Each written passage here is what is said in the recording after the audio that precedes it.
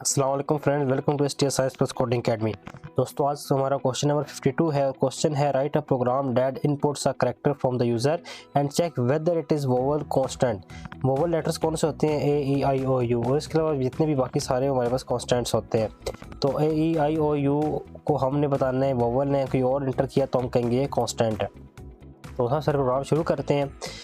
Hash include stdio.h int main और आखिर में हमेशा की तरह रिटर्न 0।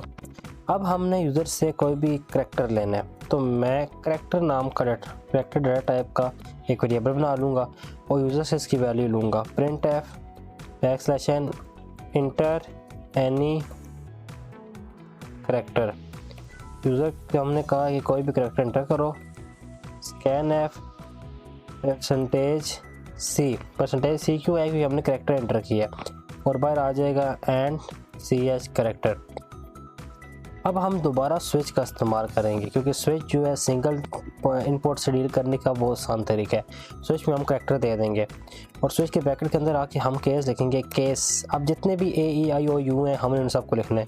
केस हमारे पास A लिखना आपने यूँ है, ये आप देख रहे हैं या केस। अच्छा एक और चीज़ देखिए, हम पहले लिखते हैं, जैसे कि मैं आपको लास्ट एग्जांपल दिखाऊं। एक केस आया, फिर उसकी सारी आउटपुट स्टेटमेंट आई, फिर ब्रेक आया। अगर आपके 4 5 6 केसेस का रिज़ल्ट एक ही हो तो आप उन्हें कंबाइन करके भी लिख सकते हैं। फॉर एग्जांपल केस ए।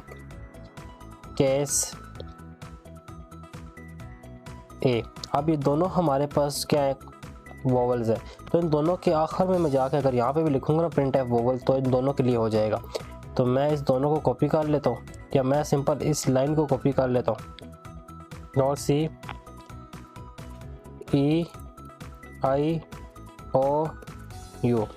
ये मैंने स्मॉल और कैपिटल दोनों के लिए जो है इसको कॉपी कर लिया। इनको बैक स्पेस का इंडेंट इनकी जो एक्स्ट्रा ख़त्म कर देते हैं। अब आप देखें केस ए, इसको हम क्या देते हैं ई, इस नीचे वाला हो जाएगा